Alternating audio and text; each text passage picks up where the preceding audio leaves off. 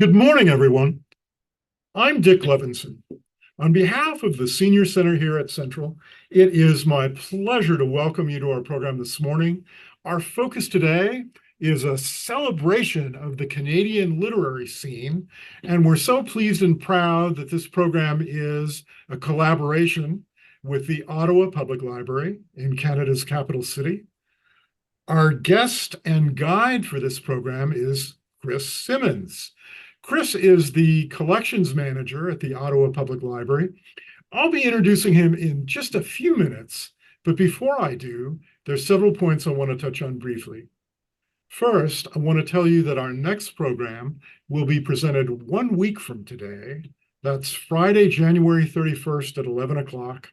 And for those of you who are theater lovers, we have a special one-of-a-kind treat, a live interview with Jesse Green, the chief theater critic of the New York Times.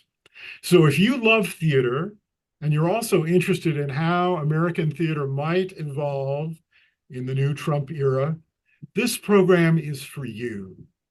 Don't miss it. A quick reminder now that you can send a question to our guest this morning, Chris Simmons, at any point during the program this morning. Just look for the Q&A function at the bottom of your screen.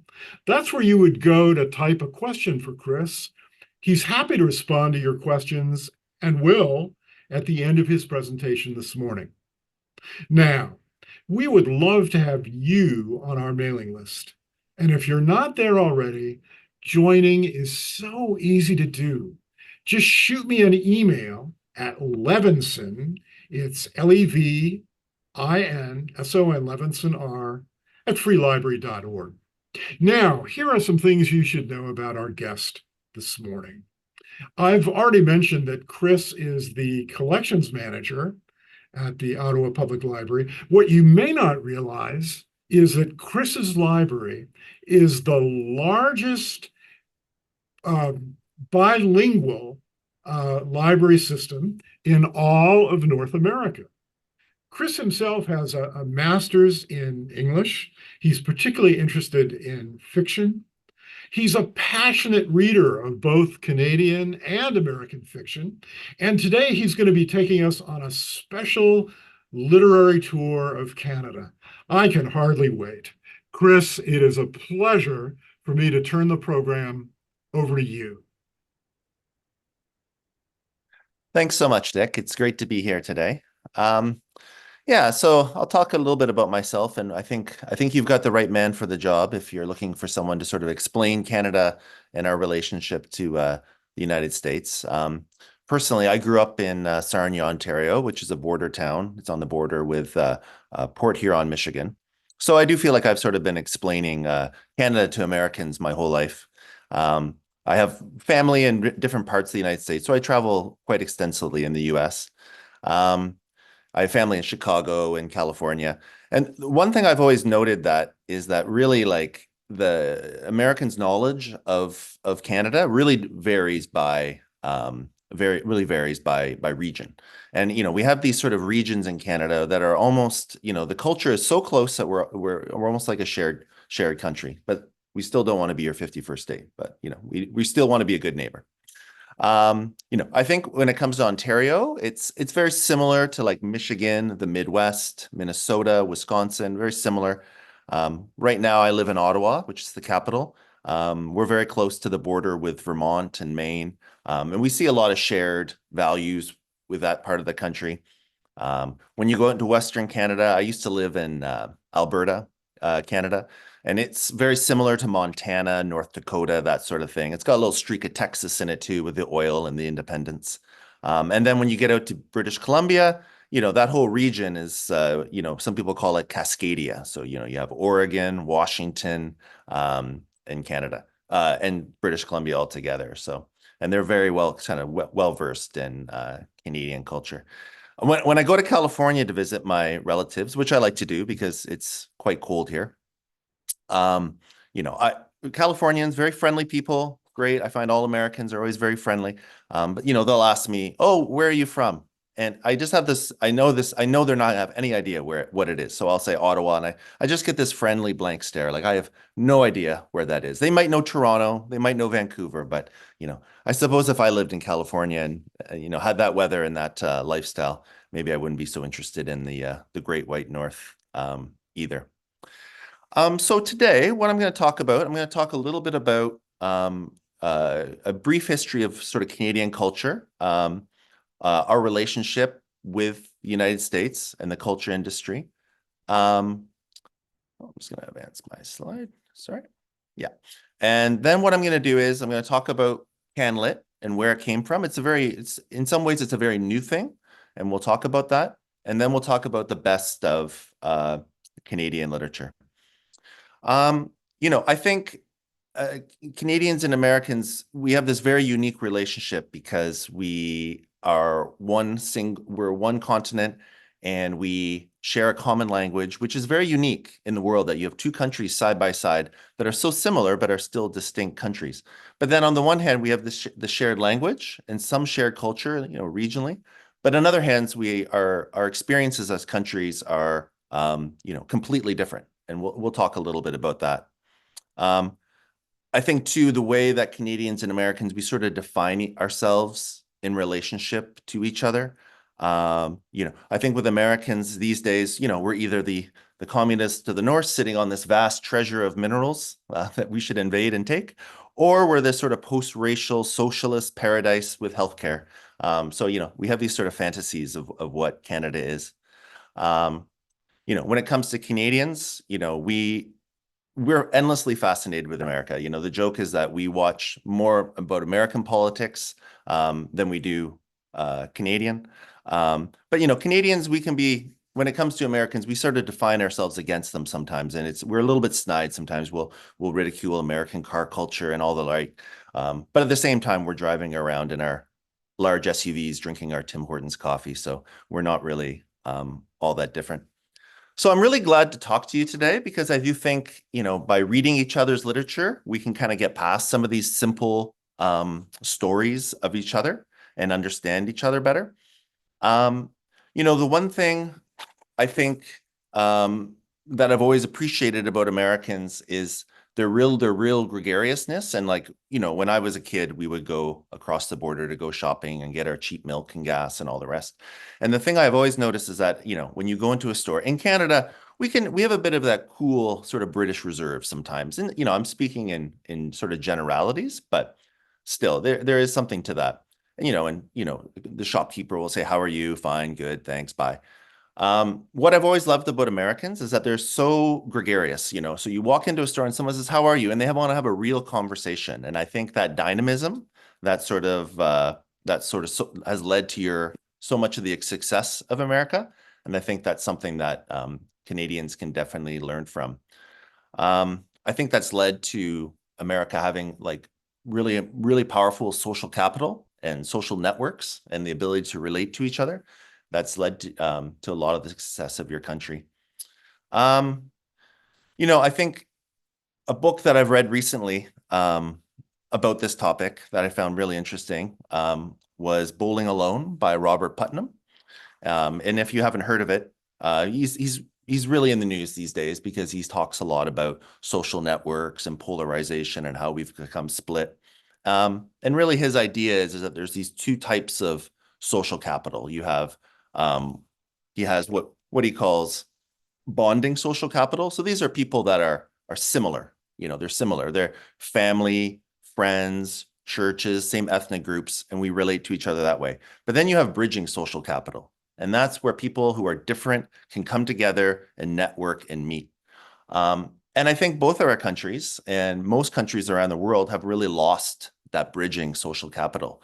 And he ties it to, a decline in sort of civic participation, as the title of the book indicates, the once upon a time there was bowling leagues, and, after work, you'd do your shift and you go to the bowling league and you would fraternize with people very different from you. And I think a lot of countries, and ours included, have lost that sort of social networking. So he talks also a lot about the point of joiners. So how important it is to join and get away from social isolation. So it's fantastic to see you all here today and, have this ability to have this conversation and perhaps use a little bit of bridging social capital to talk with people different from each other. I'm also very excited that we're up to 41 participants, which is great. And, it gives me great hope that people want to come and talk about books because, I think like a lot of you, or like many people these days, many days I want to take my phone and I want to throw it in the river. I think social media and our reliance on phones has really led to the decline of this sort of in-person social networking. So book clubs and participating in the library is more important than ever. In Ottawa, we talk a lot about the library as a third space, outside of your home and your work. It's a place to come together and socialize. And I think for our library, I think what we've seen is that post-COVID, we have a lot of people coming back to the library that want to meet, they want to relate, they want to talk. And that's fantastic. In Canada and libraries, just like in the US, we're really concerned about book bans. And I think we talk about book bans, but I think one book ban, maybe the most threatening book ban is the silent book ban of not reading at all and just being on your phone, just looking at that Black Mirror all day. And so I'm very encouraged to see, a program like this. And at our library, we're seeing really strong numbers of our fiction circulation and people reading. And there really is sort of a backlash against being immersed in your screen. When it comes to the phones these days, I feel like, we're in the phase of, it's like, they say it's the new smoking. And I feel like we're in the phase of the addiction where, we know it's bad for us, but we can't stop. But anyways, I love reading. I'm a passionate reader because I know it's good for my mind. I try and start every day by reading for 30 or 40 minutes and, dropping those bad habits of looking at the phone. So I hope I can talk to you today, encourage you today to read some Canadian literature, and I'll try and give some great recommendations. I do think that books are more important than ever. I think that as a technology, they're completely different than social media. I think they help us be more empathetic. They help us imagine other people's and other situations. They let us access other people's lives in a way that we can't. And they don't incite us or enrage us in the same way that social media can do. So I think it's a really important thing. Okay, so what I'm going to talk about is I'm just going to do a short, very, very short history of Canadian culture. Then I'm going to talk about CanLit, this idea of CanLit, because it really arose out of the 1960s and 70s, the brand of CanLit. And then I'll go through the best of CanLit and talk about a few different regions in Canada. And yeah, so the ones that I'll talk about Québécois, so French-speaking Canada. We'll talk about their literature. We'll talk about our indigenous literature, which is seeing a real blossoming. Then I'm going to talk about a couple different important regions in Canada. Toronto, which has historically been one of the biggest, along with Montreal, the two big literary centers of Canada. And then I want to talk about Newfoundland, which is a very unique place in Canada that I only visited for the first time several years ago. And I was blown away by what a country it is unto itself. Newfoundland is perched up in the North Atlantic. It's like everywhere in Canada, if you're not on the southern border, it's can be very difficult to get to. It's very far away. But it was settled by the Irish, and it has its own language and its own culture that is completely distinct from the rest of Canada. And two of my favorite writers are from Newfoundland, so I'm going to talk about them. And then finally, I'll talk about Black Canadian literature. I was a big US Lit fan for many years. That's what I studied in my master's, and my specialty was in African American Lit. And I think it was, one of the key factors driving American literature. And so I want to talk about Black Canadian literature and how it compares to African American Lit. Okay, so a very brief history of Canadian culture. So the biggest difference between our two countries is that we're a much younger country. You know, you guys had your revolution in the 18th century, but you know, when it comes to Canada, we were a British dominion, which was different than a colony. It gave us a little more sovereignty than a colony, but we were a British dominion until 1931. So we didn't even have the ability to pass our own laws until the 1930s. And it wasn't until 1982 that we severed all ties with Britain. So when you think about the scale of history, America has like 150 years on us in terms of building their nation and building their mythology and their sense of culture, right? When it comes to Canada, especially in terms of our literature, we were sort of seen as a derivative of British literature. So, like similar with Australia and New Zealand, we didn't really have our own lit. It was we're just sort of an appendage of British lit. I think the one big difference between our countries was in our colonial experience. And actually, I'm going to go to an American author. If you want to understand the Canadian colonial experience, my first book recommendation of the day would be Barkskins by Annie Proulx. It's one of my favorite books. I've read it twice. I think I'm due for a third read. And I don't think any book really captures the essence of colonizing Canada and what that meant in the 18th century like her book. And so what it does is it follows the early timber barons of America and Canada and looks at the timber industry through the lens of these two very different characters. It also really touches on some really fascinating indigenous issues around intergenerational trauma. So if I could recommend any book to understand that early experience, it would definitely be Barkskins. Sort of before we had a really thriving Canadian literary scene, one of the first books that came out of the colonial era was Roughing It in the Bush by Susanna Moodie. And it's a great Canadian classic, and it's about a British woman's experience of living in New France and surviving during that period. And then years later, Margaret Atwood, one of our most famous Canadian literary authors, she rewrote that book. And so those two books together, again, really explain our colonial experience. When I talk about Black Canadian lit, I'll touch upon the legacy of slavery. I think that's one of the biggest differences between our countries. And I'll talk about The Book of Negroes by Lawrence Hill. That is probably the best book to understand what the role of slavery was in Canada versus the US.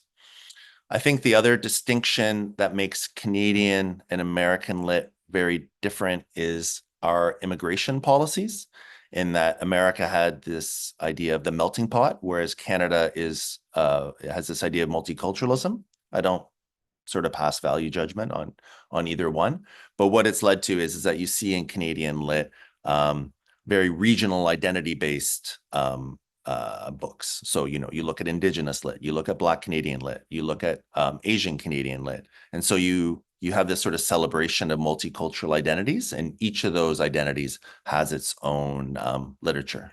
So that's quite a big difference between us. Okay. So before the 1960s, there was Canadian literature. Anne of Green Gables, one of our great classics, Lucy Maud Montgomery. Some of our more popular writers, Hugh MacLennan, W.O. Mitchell, Morley Callahan. He was our representative that hung out on the left bank with Ernest Hemingway and all the writers in France. So he was one of our sort of early modernists. So we had a few writers like that. But to be honest, like some of these writers, they're very dated. And, my memory of them is reading them in, grade 8 English class and finding them very dry, very dull.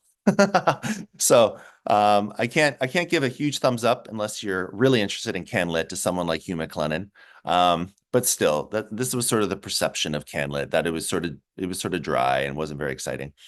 A couple exceptions to that would be Farley Mowat. So he wrote a lot of books about sort of there were survival stories in Canada. So it was people trying to live on the land. And those are books that a lot of Canadians, we read as young people. So I read all of his books when I was a teenager. Lost in the Barrens is a great one. Never Cry Wolf was another one. You might remember Never Cry Wolf from the film adaptation with Kevin Costner, where he makes the mouse milkshakes and all that. So that is a historical writer that I could always go back to. And then a French Canadian writer that was very important, and I think is a classic that could be read anytime, is The Tin Flute by Gabriel Roy. And it was a very important book to Quebec. It really looked at, demythologized the life of the working class in Montreal. And it was a book, it looks at the realistic portrait of lives and people in the neighborhood of Saint-Henri. And it was a book that actually sort of helped spark what was called the Quiet Revolution in Quebec, which was this revolution in the 60s in terms of their culture that we'll talk about in Quebec. So it was a book that really changed how Quebecers looked at themselves and understood their culture. And it stands the test of time, and it's something that you can go back to and read. Okay. So the rise of CanLit. The rise of CanLit, really what it was in the 1960s and 70s, there was this growing perception that Canadian nationalism was not thriving, that we didn't have a thriving literature and a thriving culture. And there was this real anxiety that the US media market and US culture was going to swamp Canada. And that's borne out in economic reality, and that we are a country that is very rich in resources, and we export a lot of our resources to the US, we then re-import their goods back. And that includes culture. So, the US media market, by one estimate I've seen, is 15 times larger than Canada.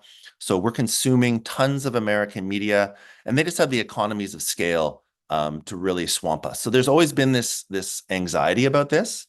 In the 1920s, there was a Canadian Radio League that was started, which was an association of radio stations to create our own radio stations. So we're won't only listening to American stations. And we still see that now. Like, when I grew up in Sarnia, I watched all American channels. Canadians watch tons of American media. We can't compete with HBO and those streaming giants, Netflix. So we are consuming tons of media from the US. So in Canada, there's always been this drive for what's called cultural protectionism, that we need to protect ourselves and create our own culture. So in the 1960s, the government formed a commission, as Canadian governments do. We love commissions, we love reports, things like that.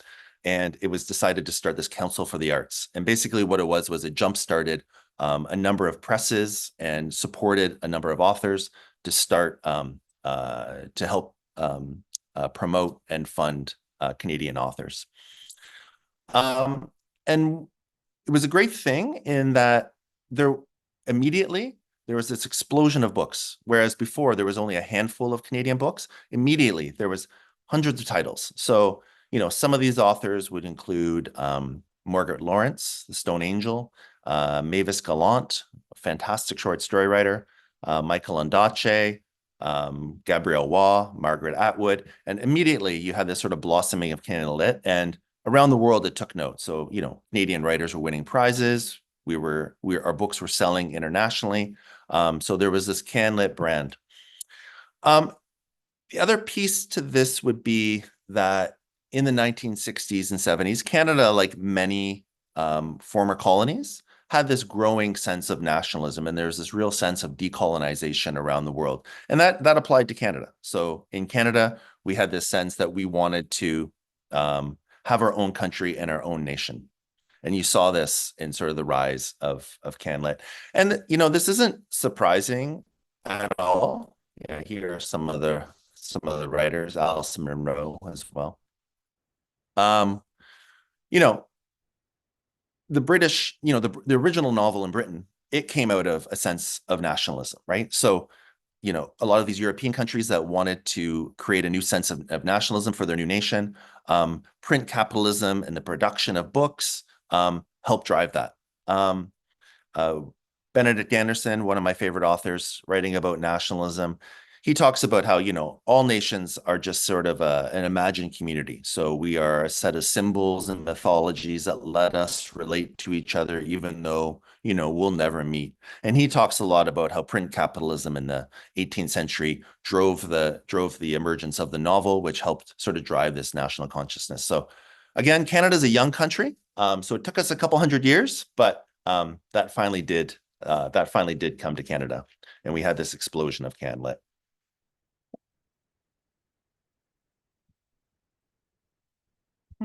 Okay, so a really important part of that story was the emergence of small presses.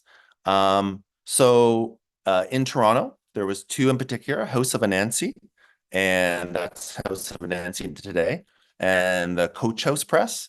And they were the ones, or the small literary presses, who, unlike sort of the multinational, the large conglomerates of presses, they were really interested in finding distinct, unique, more experimental literature. And they had that ability to just to focus on new and exciting authors and promote them. So Coach House, I used to live in Toronto, and I'd walk by, and it's a fascinating little place. In Toronto, there's a lot of what's called coach houses, which were these little appendages on the backs of many people's buildings where, they would have their horses or servants back in the day. And a lot of these have been transformed into different spaces. So coach house literally was just a printing press in a coach house, and they would print these beautiful volumes of poetry and new literary fiction. And these small presses were instrumental in the rise of CanLit.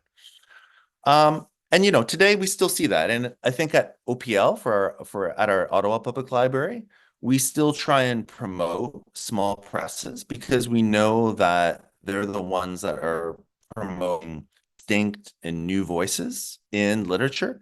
And the small press, they're not adverse to profit, but they're not as driven by profit as the large conglomerates. So they'll take more chances. Two of the most important ones today are Biblio-Oasis and Drawn and Quarterly. Biblio-Oasis is fascinating. It's in Windsor on the border with Detroit. And it's just a little bookstore, and they have a little printing press behind it. But the owner of the bookstore just has he has the golden touch, and he knows exactly who's going to be big. And they have very small runs of books, but they punch well above their weight in terms of the literary prize community. And many of their books have won many prizes. Drawn and Quarterly, most libraries have seen this explosion in interest in graphic novels, adult graphic novels as well. And Drawn and Quarterly has been the most important publisher of graphic novels. So still today, we still see these small presses are instrumental to new literary voices in Canadian lit. Okay. So that's sort of my quick and dirty history of CanLit. And now what I'm going to talk about, a little bit about, I'll start off with Black Canadian history, literature, sorry. Give me 1 second.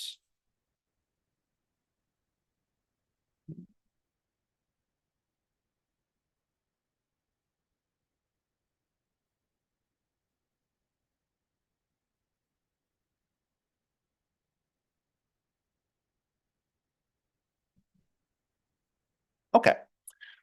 So some of the most important writers in Black Canadian lit, and I think what I'll do is I'm not going to assume how much knowledge people have of CanLit. So for each of these areas, I'm going to just try and talk about, who's the most important kind of canonical author who's been a classic author in each area, and then who are the new voices that are coming out. So one of the biggest authors in Black Canadian lit, one of the real founders of Black Canadian lit was Austin Clarke. His book, The Polished Hoe, won a number of awards, including our biggest literary prize. And he's from Barbados, so a lot of Black Canadians, particularly around Toronto, are from the Caribbean. So he really is considered in many ways the father of Black Canadian lit and really kickstarted it. Another author who's becoming canonical, but is still very contemporary, and definitely one of my number one recommendations would be Lawrence Hill. So his book, The Book of Negroes, is it's a new take on the traditional Black slave narrative, and it's all about sort of the legacy of slavery and the story of slavery in Canada. The Book of Negroes was a book of people who helped the British fight the Americans, and they were promised safe passage to Canada and as loyalists, and we're going to be given passage to Canada. And it's sort of the story of their adventure. And he finds a way that the heroine of the story is fascinating, and he finds a way to sort of show the global nature of slavery. So she moves from Africa to the Caribbean, through the United States, up to Canada, and then eventually back to Sierra Leone. And so it takes you on this fascinating sort of global adventure. That's a book that got a lot of notoriety, so I'm sure a lot of you probably have heard of it, but that's definitely one to read. Two newer authors in Black Canadian lit that are fantastic are David Charandry. He really writes about the Black experience in Toronto, particularly in Scarborough, which is a very big Black community in Toronto. And he's really writing a lot about the experience of racism in Canada.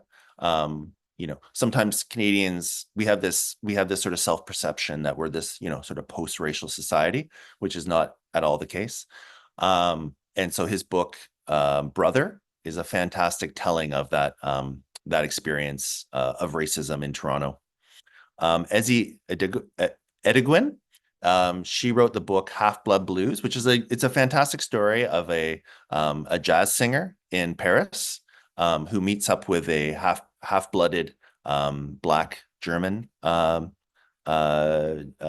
singer, and it takes place around World War II in Paris. And she's another really exciting voice in Black Canadian lit. Yeah, and there they are. Book of Negroes, Half-Blood Blues, and Brother. Interesting. Lawrence Hill, he spoke at OPL last year and gave a fantastic talk. And they actually had to change the title because they couldn't use the word Negroes in the United States. And so he actually talked about that, about the way that we sanitize language and try and clean history through language. And he talked all about that, which was really interesting. Okay. Oh, I messed up my one cover jacket. I'd feel bad. I've covered over 7 fallen feathers. Indigenous authors. So we've really seen this blossoming of Indigenous writers in the last, say, 15 years. And a lot of that is this sort of is a result of what's called the Truth and Reconciliation Commission, which was established to address the legacy of the residential school system. So the residential school system was it's been called cultural genocide because it was a set of schools where Indigenous youth were sent to be schooled in the ways of good British white culture. And the idea was, to quote one of the founders of the residential school system, it was to kill the Indian in the child. So they were trying to erase Indigenous culture and completely assimilate them into Canada. These residential schools were across Canada. Some of them, the conditions were horrific. There's been several mass graves discovered at them. So the Truth and Reconciliation Commission was set up to reconcile Canada's relationship with its Indigenous people. And it's interesting. I've seen a real cultural shift. When I speak to my parents, how they used to speak about Indigenous people and how they speak about them now is completely different. It doesn't mean that we don't have more work to do, but we've seen a real cultural shift in how Canada thinks about its Indigenous people. So a couple of great books. I'd say canonical, like one of the best authors in Indigenous lit has been Thomas King. And this book, The Inconvenient Indian, is a fantastic book. It's all about sort of how culture has stereotyped Indigenous people and how we've tried to fit them into a box. He has dual citizenship in the US and Canada. So he actually talks a lot about the Indigenous experience in the US. So I'd really recommend that. 7 Fallen Feathers, which I've covered up here, Tanya Talaga. She's probably the most important nonfiction writer in indigenous lit right now. Seven Fallen Feathers is about the legacy of the residential school system. And it reminds me, if you've heard of, if you know The New Jim Crow by Michelle Alexander. So in the way that Michelle Alexander looks at how the mass incarceration of African Americans is the sort of the retelling of Jim Crow laws. She looks at how the way that the school system is still set up in Canada in certain communities reflects the residential schools. And in particular, she looks at the town of Thunder Bay, which is quite far north in Canada. It's in Ontario. And they've had a number of disappearances of Indigenous youth. They've had many issues with systematic racism against Indigenous people in Thunder Bay. And it's this fantastic expose of that whole system and that whole city. A couple fiction writers, Moon of the Crusted Snow by Wabgeshe Grice. Fantastic little dystopia about the end of the world and this Indigenous community that's sort of cut up north. He has a second book, a sequel that came out called Moon of the Turning Leaves. And the book is told almost like a fable. Like it almost seems like a fable or a myth.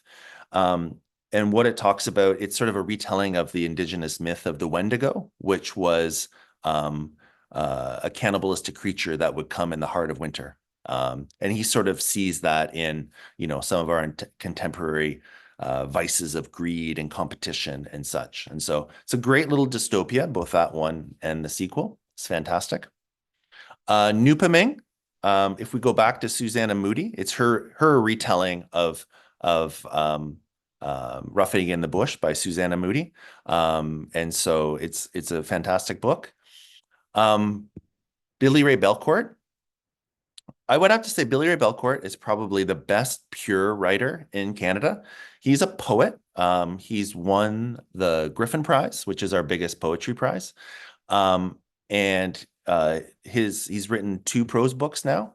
And it's one of these books that some of his sentences are just so gorgeous. You just want to write them down, put them in your notebook and just read them over and over again. So in terms of like storytelling, he's good. But in terms of just pure poetry and pure writing, he is fantastic. So I would really recommend him. Okay. The Toronto scene. So Toronto, like when CanLit first emerged, it was a very important part of the literary scene, and we had a real flourishing of Canadian lit.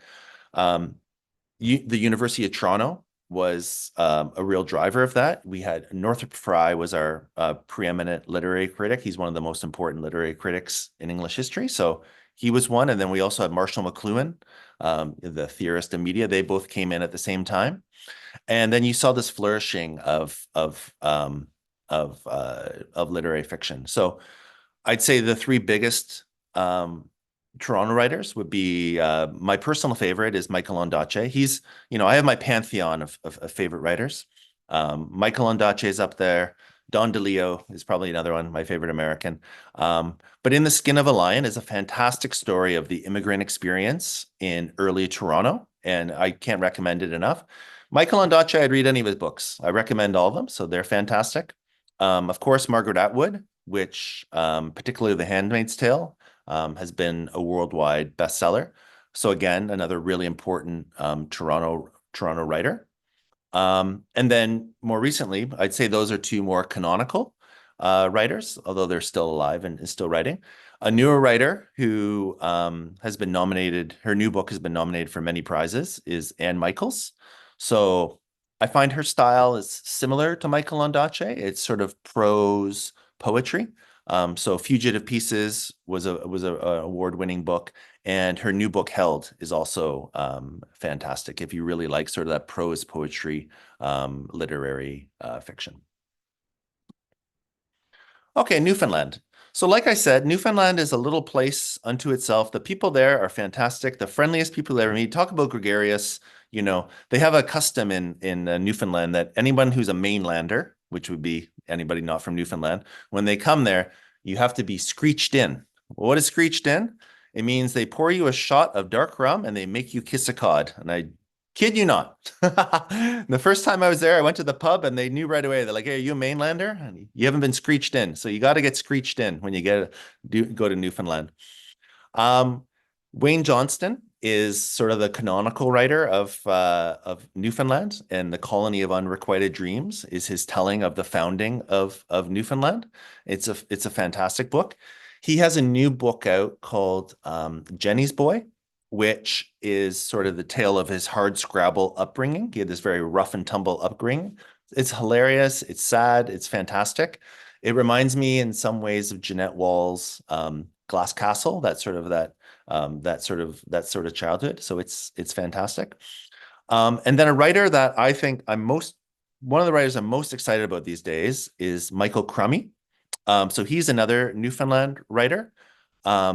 And he tells his books are sort of linked. In The Innocents, it takes place in early 19th century Newfoundland. Newfoundland as a landmass has a million little coves, and they have all these fantastic names for them. And a number of settlers would get set up on a cove and run like a little fish factory. And then, once a year, the supply ship would come and drop off supplies and take the fish that they had caught and dried and such. So The Innocents is about two children whose parents pass away from some sort of pandemic, some sort of plague.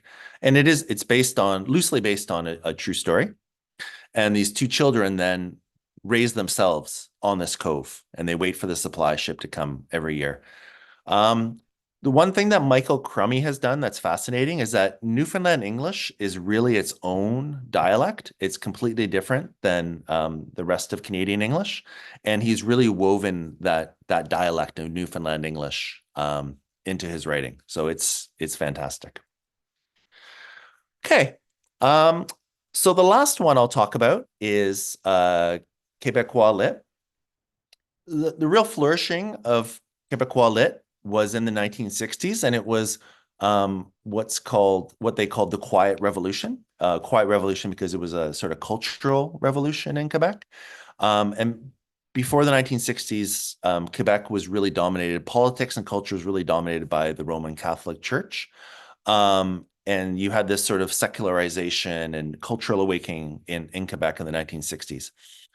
So the smiling face here is Michel Tremblay, very important playwright in Quebec, and that's what he was writing about. So many of his plays have been translated into English, and he's a very important writer in Quebec. Michael Raglabadi he's written a series of graphic novels that are all they've all featured the same character, Paul. And again, they tell that same story of that sort of cultural awakening and the awakening of a teenager in 1960s and 70s in Quebec. The one thing you see in this period of Quebec is that they started to really have their own national consciousness, and there was really this idea of Quebec as a distinct society. And so they do have certain political privileges in Canada as a distinct society and a sort of a nation within a nation. They don't want to separate, but that's sort of what led to the separatism movement that they wanted to break free from Canada. But I would say that Quebec culturally has been very successful. Of all the regions in Canada, they've been the most successful in that they really have their own cultural system. They have their own talk shows, they have their own awards, they have their own film industry. And so they have a really complete culture industry unto themselves, even in terms of their bookstores and how they produce literature. They have a very well-developed literary scene in Quebec that's allowed them to really create and maintain their separate their culture. So it's very interesting. In terms of filmmaking, some of the best filmmakers are coming out of Quebec. Denis Villeneuve, who's one of my favorite filmmakers these days. If we have any Dune fans in the audience, he's been very important. Denis Arcand, he was a very important filmmaker that led to Denis Villeneuve. the Barbarian Invasions is all about sort of the relationship between the US and Canada, and is a fascinating film. So Quebec really punches above its weight in terms of film culture, which has been really interesting. Okay, so that is my whirlwind tour of Canadian lit and culture.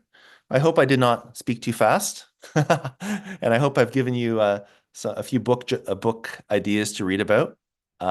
I'll be happy to take any questions, and I'll just mention that I have a list of all the books that I've mentioned, and I'll give that to Dick to send out after the presentation. So thank you so much for listening. Chris, I wanted to thank you so much for a great presentation. I'd like to use the host prerogative to ask the first couple of questions.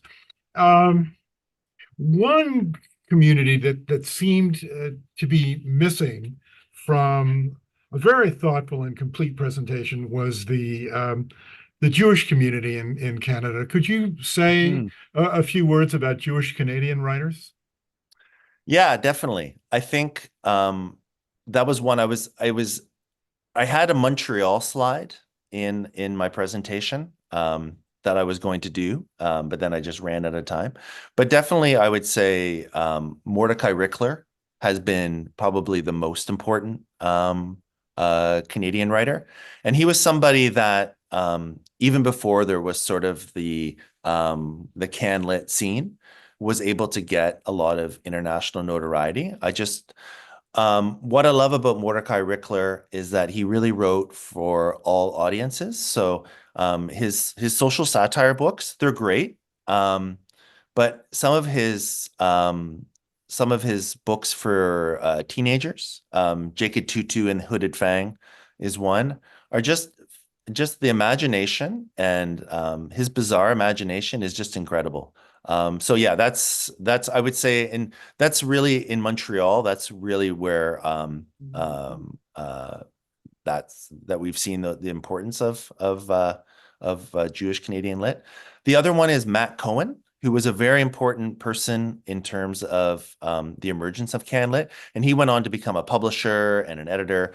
And he's been a very successful Canadian literary writer. So, and he was very instrumental, I would say, in the development of CanLit. So that would be another one that I would really recommend. So we just ran out of time. Chris, one other thing that I wanted to ask you, and after you've answered this, I mean, we really will turn it over to our audience, and I see that about 5 questions have accumulated. But the other thing I wanted to know is, based on your experience and your understanding of America, which is pretty sophisticated, how open would you say the American market is to Canadian writers? And what, if anything, could we do to make it even more open than it currently is? Yeah, I mean, it's hard for me to say. I mean, I think it really is just the scale, in that the volume of, like I said earlier, that the US media market is 15 times bigger than the Canadian one. And what I've always found about the US is that because of its size, and because of each state is almost like its own distinct region, is that Americans often will look across each other and look at other states and other literatures across, and they don't quite look north. And so I think, like, where we've seen Canadians get traction in the US is when they do win awards and when they're in literary prizes. That helps us get some notoriety in the US. But I think one thing that Canada has done is, and not to dodge your question, but Canada is sort of dodging the question in a way, is they're trying to build our own literary market so that we don't have to rely on the US to buy our materials and to be interested in them and such, and that we can support ourselves. And I think that's been one of the most important things about the Canadian literary scene. So. Okay. All right. So let's see what our audience members have asked or said. Um, Bonnie says, fascinating presentation. Just a comment. The Handmaid's Tale by Margaret Atwood stretched my thinking about what a book could be long before the television version. So I think that's actually just a comment. But then she also says, is sports writing big in Canada, fiction or nonfiction? I'm thinking of ice hockey and baseball in particular. Thank you for a very interesting presentation. Yeah, one thing I'll say about Handmaid's Tale is that I'll make a little joke here is that I just I've read it and then I watched the TV show and I see the one thing I always see in this dystopias like Handmaid's Tale is that Canada is always sort of this place where everyone runs to and it's the last place of refuge and we still have fresh drinking water and all the rest. What I'm worried about these days is that some of these some of the people on the American right, they've watched these dystopias and they've seen that everyone's fleeing to Canada and they're like, you know what, let's just go get those guys right away. So that does make me a little worried. Maybe we shouldn't be encouraging people to flee to Canada. So anyways, but yeah, I think Handmaid's Tale, it really these days I find it's so many of these dystopian books, maybe I've just gotten old enough that some of them seem to be coming true, and that's what's terrifying. But I mean, it's as prescient a book today as it ever was. In terms of sports writing, um, I'm trying to think. Okay, so my guilty secret is reading about hockey. So every year at Christmas, my wife gets me a some sort of sports bio about a Toronto Maple Leaf or some hockey writer, and I like it because it's a book that I can read in one day.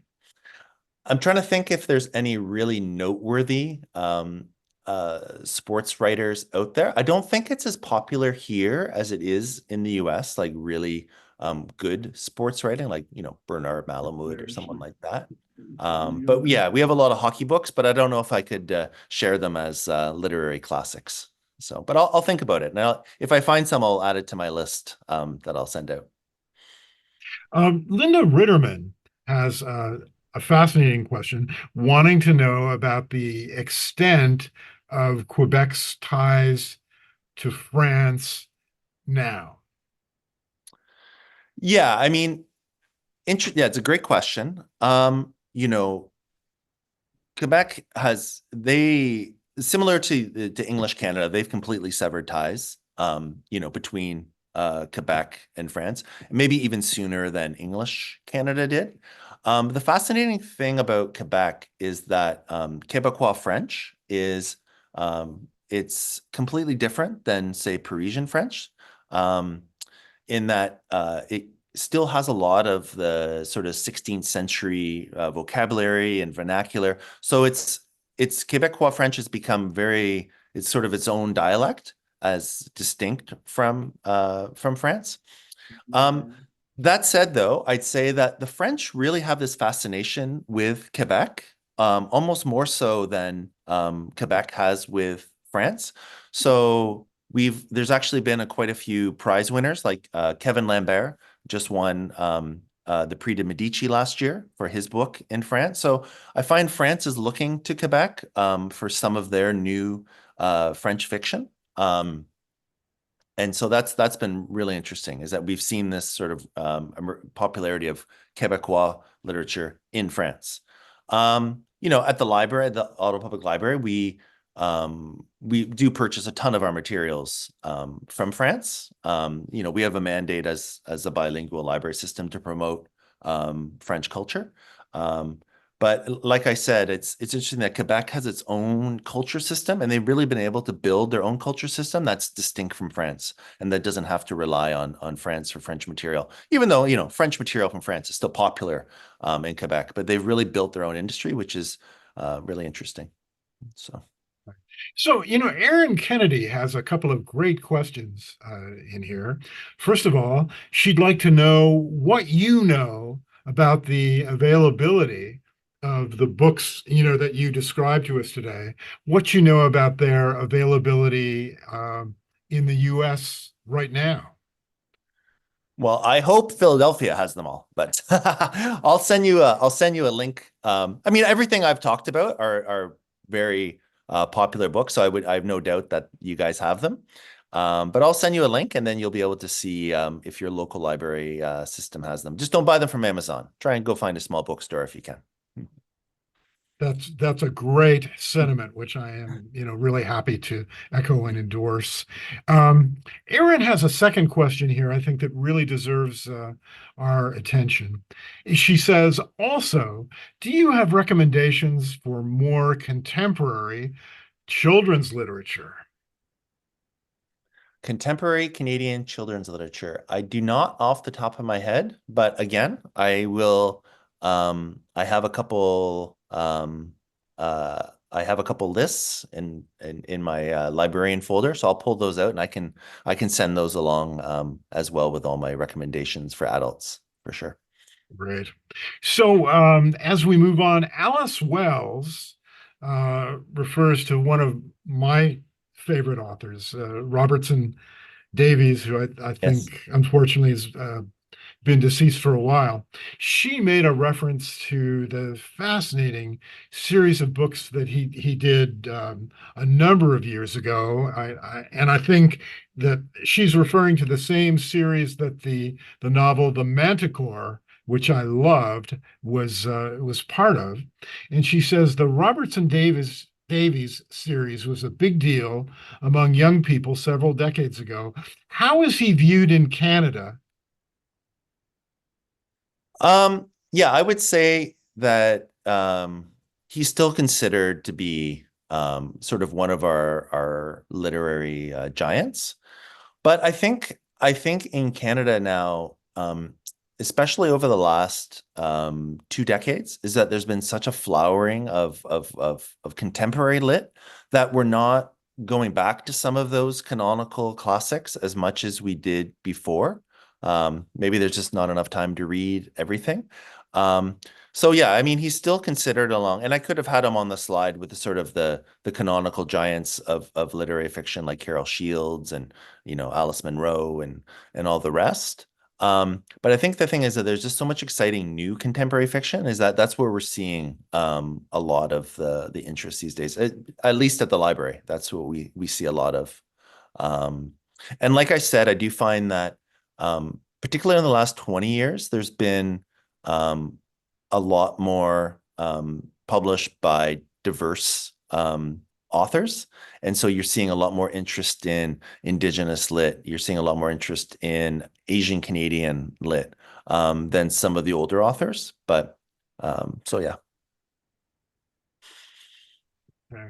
Um, Chris, as we edge close to the end of the hour, one thing that I definitely wanted to ask you, because even though it hasn't come up so far, I mean, I think it is sort of a critical subtext that runs through everything we've been talking about. Could you say something about your perception of how American humor and Canadian humor are different?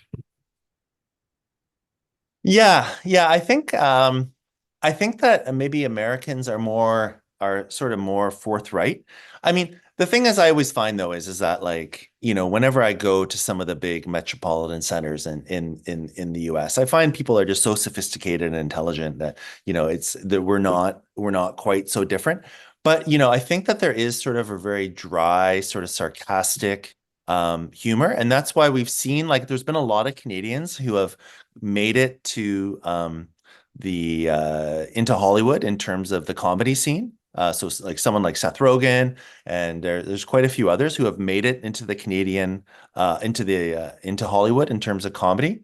So yeah, I do think there is this sort of dry, sarcastic humor here, this real sense of irony in Canada that you see, and I think that's maybe why we've had so much success breaking into the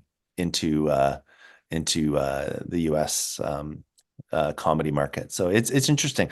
Yeah, you just see these little pockets where you have all these great Canadian comedians going to the U.S., but then you also like French film too. They've been really able to cross the border and have a lot of success there too. So yeah, it's just these little pockets that you see. It's interesting. Okay.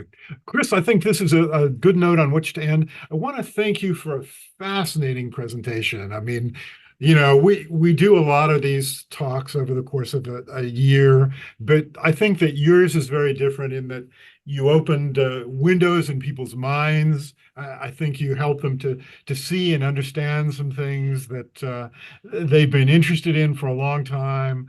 I really think that Aldous Huxley once wrote a book called Doors of Perception. Mhm. I've never read it. I don't know what it's about, but I want to say that I think that that's really the useful metaphor for what you've done today in terms of open doors of perception for us and our audience. And I'm very grateful to you and our colleagues in Ottawa. And please say hello to Sonia for me. And Absolutely. to audience members, whether they're local in Philadelphia or from elsewhere, please be back to join us next week when we talk to the chief theater critic of the New York Times, Jesse Green. I think that'll be a fascinating program. So I want to wish everyone a good weekend and take care. Thanks so much.